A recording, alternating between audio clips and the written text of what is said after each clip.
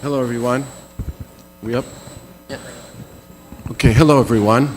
It's nice to be with you today. Mr. Chairman, thank you, and distinguished delegates. It's great to be back in Manila and back in the Philippines.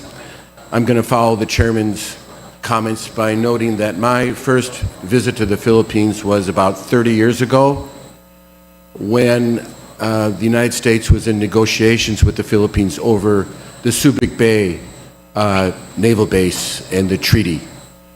As you all know, we were unsuccessful in reaching an accommodation, which was of course a disappointment, but more importantly, our alliance and our friendship continues and continues to this day. And now we're at a totally different time. Our interests are very much aligned regarding China. And I also wanted to comment that the last time I was in this complex was when I met with Speaker Mitra, which some of you will remember. I remember he was such a colorful personality, and he gave me a NARA box with the congressional seal, which is still on my desk today. So I have very fond memories of my time coming here.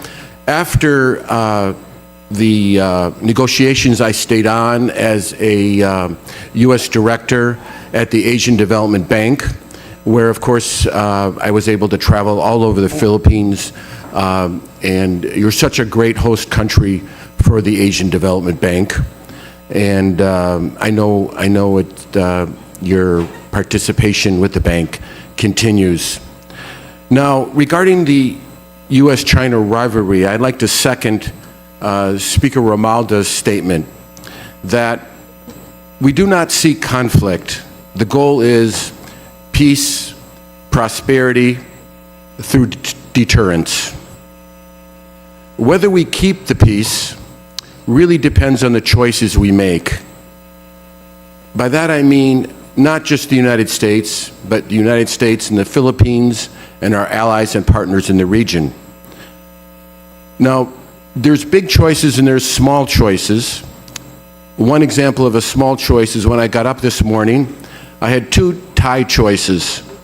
One was a much more colorful tie than this, but I noted it was made in China.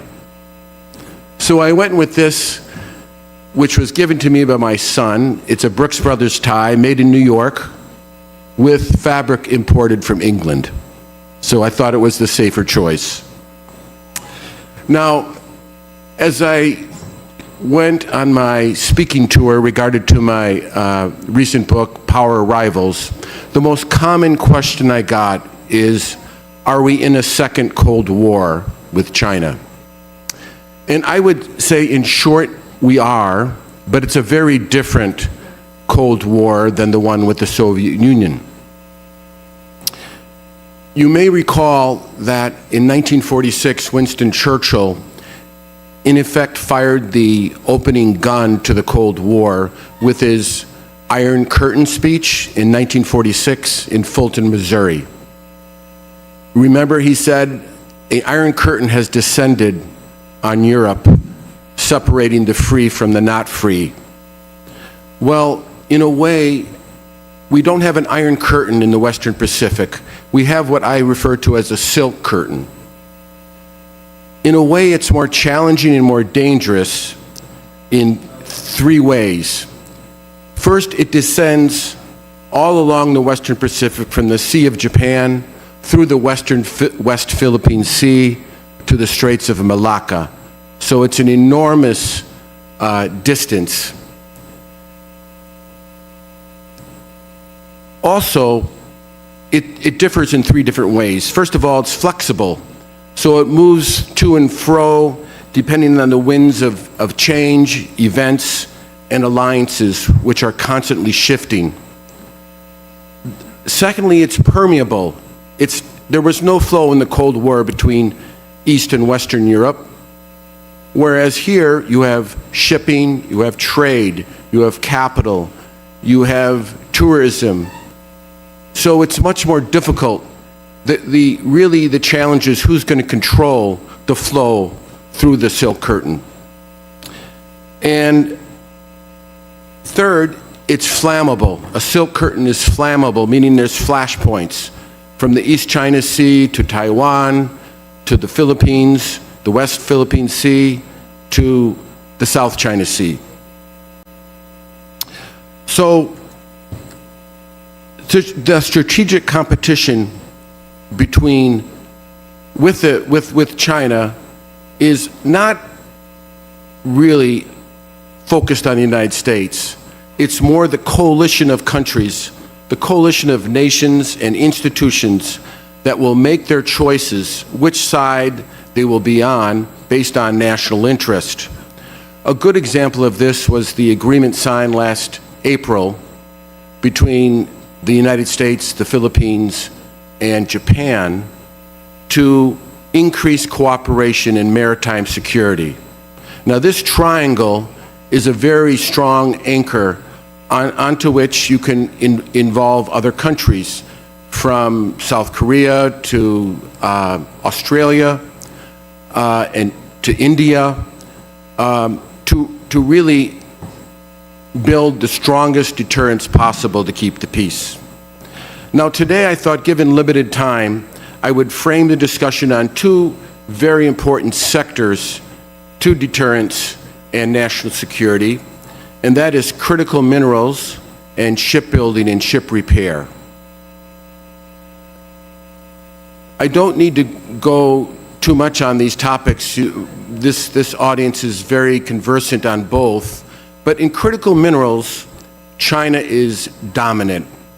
Not only do they have a fair amount of the essential critical minerals, but where they really have a lock is on the choke point of the processing and refining of these materials. To give you one example, the United States' main, really only rare earths mine in Mountain Pass, California, mines the rare earths, processes them to the extent of forming this concentrate cocktail, but for further separation into all the different rare earth oxides, the material is sent to China for processing. So in effect, we produce no rare earths at all. The same goes for a lot of different minerals. And so there has developed what I call the critical minerals gap between what we need, what the West needs, and what China controls. So that gap has to be reduced. The second, with shipbuilding and ship repair, is really the same story. In the year 2000, not that long ago, China accounted for about 5% of shipbuilding. Now it's 55%. Korea used to be a major player. They have receded. Japan is a shipbuilder. Australia has some capacity. And here in the Philippines, you have capacity for shipbuilding and ship repair as well. So this is a perfect example where this coalition has to work together to reduce this shipbuilding gap. There are estimates that China is building ships 3 times faster than its competition at a third of the cost. So if nothing's done, this gap between Chinese capability in shipbuilding and the United States and our allies will just grow. Another way to look at it is there's estimates that China's shipbuilding capacity is 230 times that of the United States. So this is a real key issue that has to be addressed. Now, permit me just to make 3 short points before I go into how we allowed these gaps to develop and what we can do about them working together.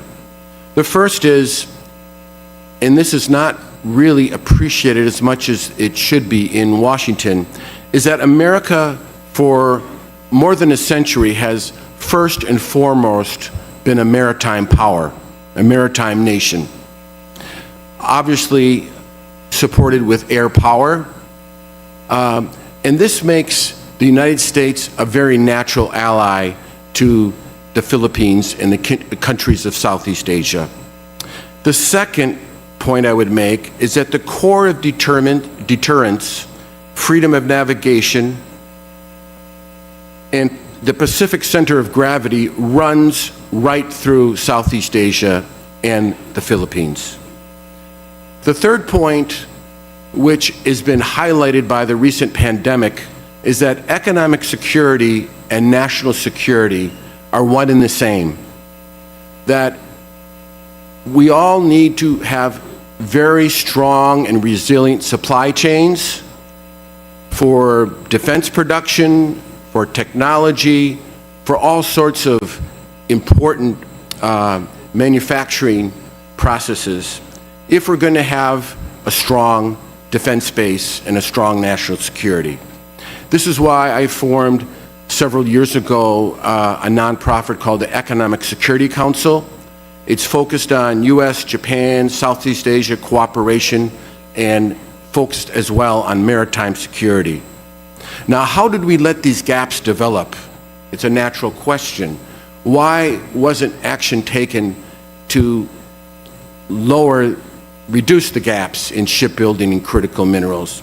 I think there's three reasons. First, there was complacency, grounded in a lack of appreciation of history.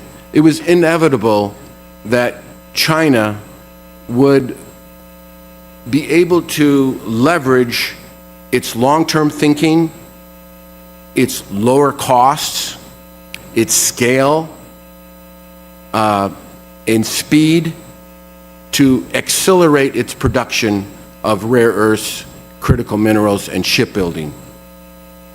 The other point, which I rarely see discussed, is this. The United States economy is very much focused on its stock market. And its financial markets and stock market, of course, is the envy of the world. It's one of our major strengths. But in certain strategic sectors, it is a vulnerability. The reason for that is that capital, investment capital, will seek the highest return at the lowest risk. So, to give an extreme example, software, for example, NVIDIA stock, is very attractive. Low capital requirements, huge profit margins, pretty quick return on capital, and so that's where capital goes. What do shipbuilding and critical minerals, mining share? Huge capital requirements, very long period of return, 10 years, 15 years, high risk in terms of all the different supply chain risks. So it tends to be neglected and capital does not seek it out. And that's where governments need to work with the private sector. And I think the chairman will acknowledge that that's what's happening now in the United States. But there's a lot of work to do. Okay, let me turn to what we can do to close the gaps. Because we need to reduce these gaps if we're going to be able to deliver deterrence, safety, security, and prosperity to the region. Well, there's two ways to look at it. First of all, there's long-term strategy. This is going to require significant capital, time, and a very careful step-by-step strategy. And this is another topic for another time when we have more time. But let me lay out some short-term tactical steps that we can take together. The first is stockpiling. Stockpiling, or what I call strategic reserves. Now, governments, including the United States, do some stockpiling, but it's far below what it was during the first Cold War. And at the end of the war, our stockpile now is, in real terms, is less than 5% of what it was in 1990. So one initiative I have is to develop a series of private stockpiles, working with the US government And I think these stockpiles make sense as an investment for private investors because, number one, it's off-balance sheet inventory that private companies, whether they're defense contractors or technology companies, can use. And secondly, a stockpile of a carefully selected rare earths and critical minerals is, to me, a very effective hedge on China risk.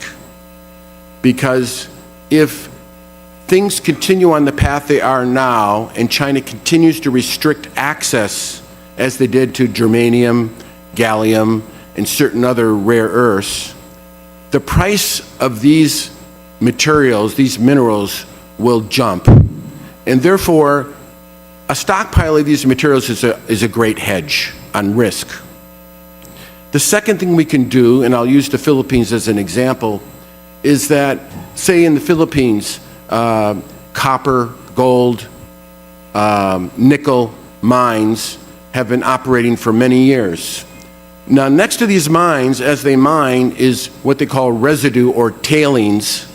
Mountains of them. If you've been to a mine, you see them. Just mountains of tailings will build up. Now we have the technology to basically process those tailings and extract rare earths and critical minerals. So it's just sitting there. All we need to do is decrease these mountains of tailings, which are environmental risk, and extract the rare earths and critical minerals. And then the third point I would make is that some countries, China in particular, but Japan, Australia, and some Western European countries, basically sign offtake agreements, meaning they commit to buying the production of different mines around the world.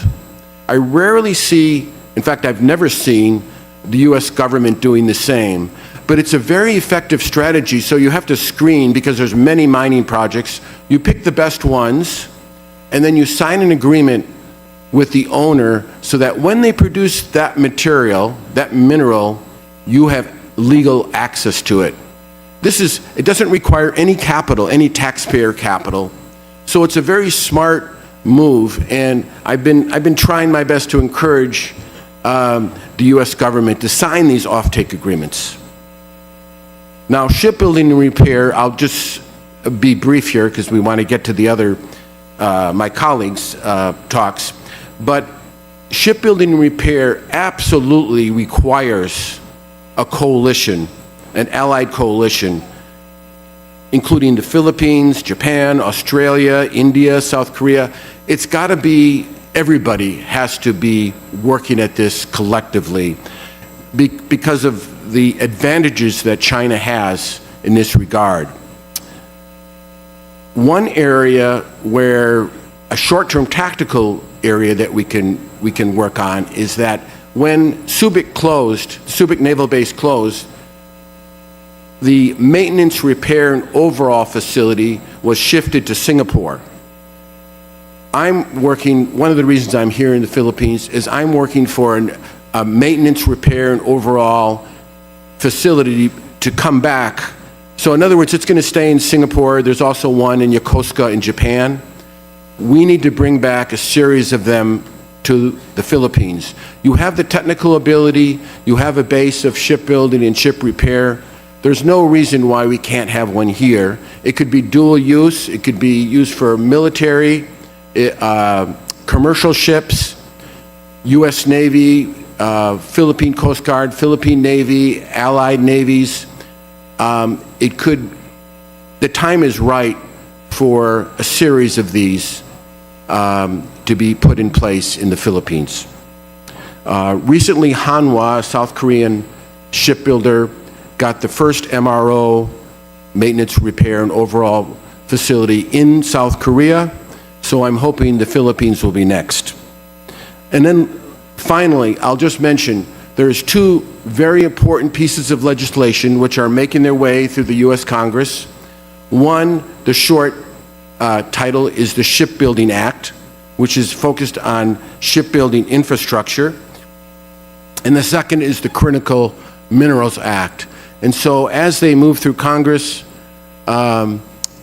we need to know what's in the content of this legislation and see if it can help us solve these gaps which we've discussed today. Thank you very much. Thank you, Mr. Delfeld. I'd like to call now on the